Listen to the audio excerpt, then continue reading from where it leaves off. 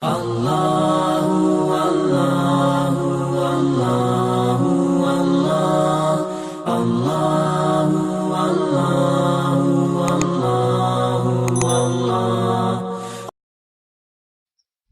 مسلمانوں کو ایک سبق پڑھایا گیا، اور وہ بلکہ صحیح زبان میں کہنا چاہیے کہ ایک پٹی پڑھائی گئی، وہ یہ کہ مذہب عقیدہ اور عبادت کا نام ہے، تہذیب کا مذہب سے کوئی تعلق نہیں۔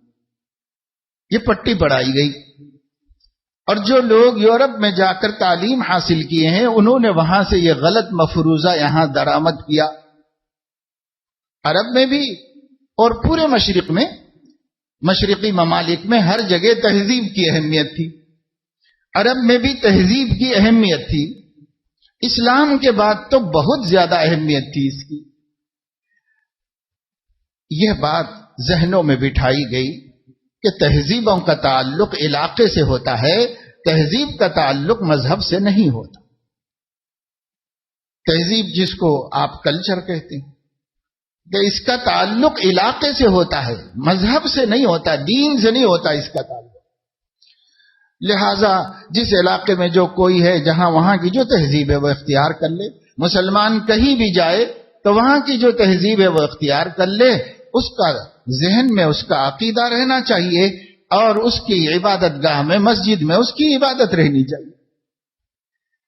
اتنے دین سے کسی کو تکلیف نہیں ہے، اتنے اسلام سے کوئی ناراض نہیں ہے، کوئی خفا نہیں ہے۔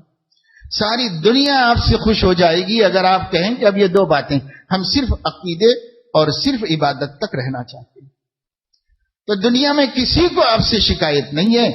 آپ سے جب بھی شکایت ہوئی ہے آپ کے نبی کی تہذیب اختیار کرنے پر ہوئی۔ یہ کیوں اس کو ختم کرو، اس کی کیا ضرورت ہے، اس کی کیا ضرورت ہے، بس اس سے شکایت ہوئی۔ باقی ہمارے عقیدے سے کسی کو شکایت نہیں، اور ہماری نماز، روزہ، زکوٰۃ، حج سے بھی کسی کو شکایت نہیں۔ کر لو بھی، اچھا کام ہے، کر لو۔ تو یہ جو بار بار کبھی کبھی اعلانات آتے ہیں، بیانات آتے ہیں بڑی بڑی دنیا کی عظیم تر ہستیوں کی، جنہیں دنیا نے عظیم تر مانا ہے، کہ اسلام بہت اچھا مذہب ہے اور مسلمانوں سے ہمیں کوئی جھگڑا نہیں ہے، یہ جو کہتے ہیں نا، تو وہ اس اسلام کو جس میں صرف عقیدہ اور عبادت ہو، اور اس مسلمان کو جو صرف عقیدہ اور عبادت تک محدود ہو جائے۔ آج مسلمانوں کی اکثریت اسی پر محدود ہوئی ہے، خاص طور سے یورپین کنٹریز میں رہنے والے مسلمان عقیدہ اور عبادت تک محدود ہو گئے۔ انہوں نے اپنے تہذیب کے بارے میں خود ہی کہنا شروع کر دیا ہے، بھائی لوگوں کو نہیں پسند ہے تو کیا ضد ہے، کیا اصرار ہے، ہم کیوں اختیار کریں، لوگوں کو نہیں پسند ہے چھوڑ دو، لوگوں کو نہیں پسند ہے چھوڑ دو۔ لیکن قرآن کہتا ہے اگر لوگوں کے چاہنے پر تم چھوڑتے جاؤ گے، یہ بات اس وقت تک ختم نہیں ہوگی جب تک کہ تم اپنا عقیدہ بھی نہیں چھوڑ دو گے، اس وقت تک یہ مطالبہ ختم نہیں ہوگا۔ یہ بات اللہ نے فرمائی، 1400 سال پہلے فرمائی، اور ہم لوگوں سے نہیں فرمائی، نبی سے فرمائی۔ لن ترضى عنك اليهود ولا النصارى حتى تتبع ملتهم، اے نبی یہ یہودی اور عیسائی آپ سے کبھی خوش نہیں ہوں گے جب تک کہ آپ اپنا دین چھوڑ کر ان کے دین پر نہ آ جائیں، آپ سے راضی ہونے والے نہیں۔ یہ موٹی موٹی عربی ہے، صاف الفاظ ہے، کوئی بھی سمجھ سکتا ہے ترجمہ اس کا۔ لن ترضى عنك اليهود ولا النصارى، ہرگز نہیں خوش ہو سکتے آپ سے یہودی اور عیسائی، حتی یہاں تک کہ تتبع ملتهم، آپ اپنا دین چھوڑ کر ان کے دین پر نہ آ جائیں۔ اس سے پہلے وہ خوش ہونے والے نہیں آپ سے، اس سے پہلے وہ راضی ہونے والے نہیں۔ تو آپ کو کیا کرنا چاہیے؟ آپ کو ان کو ہر پیشکش کے جواب میں کہنا چاہیے ان ہدی اللہ هو الہدی، لوگوں ہدایت وہی ہے جو اللہ نے میرے پاس بھیجی ہے، وہی ہدایت ہے، وہی ہدایت ہے، وہی ہدایت ہے، میں اس کو نہیں چھوڑ سکتا، میں اس سے علیحدہ نہیں ہو سکتا۔ لوگ کہتے ہیں آپ ضد کیوں کرو؟ اللہ کہہ رہا آپ ضد کیجئے اور آپ کہیے ان ہدی اللہ هو الہدی، وہی ہدایت ہے جو اللہ نے میرے پاس بھیجی ہے، میں اسی پہ رہوں گا، میں اس سے کوئی سمجھوتا نہیں۔ اللہ تو یہی سکھا رہا نبی کو، اور نبی اگر ایسا نہ کرتے تو دین ان کے دور ہی میں ختم ہو چکا ہوگا۔ نبی نے ایسا کیا، اس وجہ سے سب کو جھکنا پڑا، اور اللہ کا دین بلند ہونے کے لیے آیا تھا، بلند غالب ہونے کے لیے آیا تھا، غالب ہو گیا اللہ۔ اب جو شخص سمجھوتے والی بات کرتا ہے اور جو شخص اپنے دین کو دوسروں کی خوشی کے لیے چھوڑنا شروع کرتا ہے، تو آج 1 چھوڑے گا، کل 2 چھوڑے گا، پرسوں 10 چھوڑے گا، 20 چھوڑے گا، 50 چھوڑے گا، پھر دین ایمان عقیدہ بھی چھوڑ دے۔ اور اب بات یہاں تک پہنچ رہی ہے، کئی نوجوان ایسے ہیں جو بہت تعلیم یافتہ ہیں، بہت قابل اور ذہین ہیں، بڑے اچھے کارنامے ہیں ان کے، لیکن ان کی زبان یہ کہہ رہی ہے، ان کا قلم یہ کہہ رہا ہے کہ بھائی وہ اللہ ایک ہے اور محمد صلی اللہ علیہ وسلم ہمارے لیے نمونہ ہیں، اسوہ ہیں۔ یہ ایسے ہی باتیں ہیں جیسے دوسرے مذہب والوں نے اپنے لیے کچھ باتیں بنا رکھی ہیں، جیسے وہ کچھ باتیں اپنے مذہب کی کہتے ہیں، ہم بھی کچھ کہتے ہیں، باقی حقائق سے، سچائی سے، صداقت سے ان عقیدوں کا بھی کوئی تعلق نہیں۔ بات یہاں تک پہنچ گئی ہے، اگرچہ کہ تھوڑے لوگ ہیں ایسے، اس وجہ سے ان کی بات چل نہیں پا رہی ہے، لیکن آپ کو پتہ ہے کہ دنیا کا میڈیا انہی کی بات کو چلاتا ہے جو اسلام کے خلاف ہو، اور جو اسلام کے موافق ہو، نبی کے ذہن کے موافق ہو، اس بات کو میڈیا ہرگز نہیں پھیلاتا۔ جب وہ ہرگز نہیں پھیلاتا تو ہمارے پاس کیا وسائل ہیں کہ ہم اس کو پھیلائیں، سوائے ایک طریقے کے کہ ہم خود اس دین پہ چلیں، ہم خود چلیں، اور کوئی طریقہ نہیں۔ آپ سے آپ کی تبلیغ کے تمام وسائل چھین لیے گئے۔ کہا جاتا ہے کہ سب کو آزادی ہے، لیکن عمل میں ہو سکتا ہے ایسا؟ اب ہم ہندوستان کا اپنا نیشنل میڈیا دیکھ لیں، کبھی اسلام کی صحیح بات کہنے کے لیے وہ تیار نہیں، کبھی تیار نہیں ہے۔ کسی ڈبیٹ میں دیکھ لو، کسی بھی جگہ جا کے دیکھ لو، جو کچھ غلط ہوگا اس کو ابھاریں گے، جو صحیح بات ہوگی اس کو ابھرنے ہی نہیں دیں گے۔ یہ پالیسی ہے جس کو مینٹین کیا جا رہا ہے اور اسی پر چلا جا رہا ہے۔ ہم اس کا رونا رو کر کوئی فائدہ نہیں۔ ہمیں یہ کہا جائے گا تمہارے سے سارے ذرائع چھین لیے جائیں، تم اپنی ذات کو تو اپنے نبی کے دین پہ جما لو، تم اپنی ذات کو تو جما لو، تم کو اس میں تو ابھی کوئی مجبور نہیں کر رہا ہے۔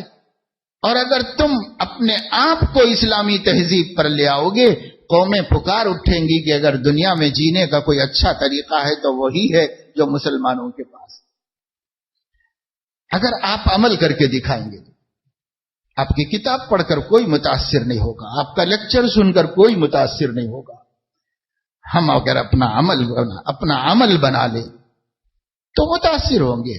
ہمارے دین نے کیسے کیسے سکھایا ہے، ہمارے نبی نے اسلام تو اسلام، انسان کا بھی کتنا احترام سکھایا ہے۔ ہمیں ہمارے دین نے اقوام عالم کی کو عزت سے رہنے کا موقع دیا ہے، کسی قوم نے کسی کو عزت سے رہنے کا اتنا موقع نہیں دیا اپنے پاس جتنا اسلام نے اسلامی حکومت میں دوسری قوموں کو عزت سے رہنے کا موقع دیا۔ غلط فہمیاں پھیلائی گئی ہیں، آپ کا قصور ہے کہ آپ اپنے دین کو خود نہیں جانتے تھے، انہوں نے غلط طریقے سے بتا دیا ہے کہ اسلام میں ایسا ہے غیر مسلموں کے ساتھ، اسلام میں ایسا ہے غیر مسلموں کے ساتھ، انہوں نے غلط طریقے سے ہم کو بتا دیا ہے۔ ہم اگر خود جانتے ہوتے کہ ہمارے دین میں یہ حکم کی حقیقت کیا ہے، ہمارے دین میں اس حکم کی حقیقت کیا ہے، ہم جانتے ہوتے تو ہم ان کا ذہن صاف کرتے۔ ہم ہی نہیں جانتے تو ہم ان کی بات سے مرعوب ہو کر کہتے ہیں اسلام میں ایسا کیوں ہوں گا، اسلام میں ایسا کیوں ہوں گا، حضور ایسا کیوں بولے ہوں گے۔ یہ ہمارے سوالات ہیں مسلمانوں، ان کے دل کی پکار ہے، ایسا کیوں ہوں گا اسلام میں، ایسا کیوں ہوں گا، یہ تو بہت غلط بات ہے، اسلام میں ایسا کیوں ہوں گا۔ ایسا آپ کو کیوں خیال آیا؟ کبھی زندگی میں ایک دفعے ایک لمحہ بھی نہیں آنا چاہیے تھا، مگر آیا ہی نہیں، ذہن میں زبان پہ بھی آ گیا۔ کیوں آیا؟ اس لیے آیا کہ اسلام آپ نے خود اہل اسلام سے نہیں جانا، آپ کو جو اسلام معلوم ہے وہ بھی میڈیا کے ذریعے سے ہی معلوم ہے، وہ بھی نیٹ کے ذریعے سے ہی معلوم ہے۔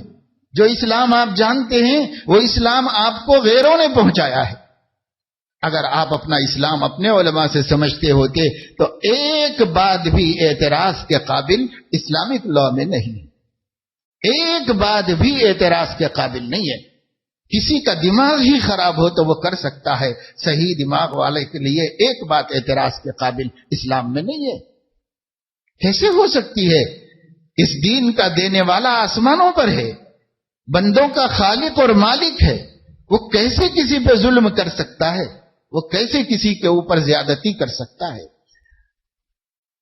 تو لوگوں نے اس کو تقسیم کر دیا پھر، اور تقسیم کر کے یہ کہا اللہ کا دین الگ ہے، ملا کا دین الگ ہے، یوں تقسیم کیا اس کو۔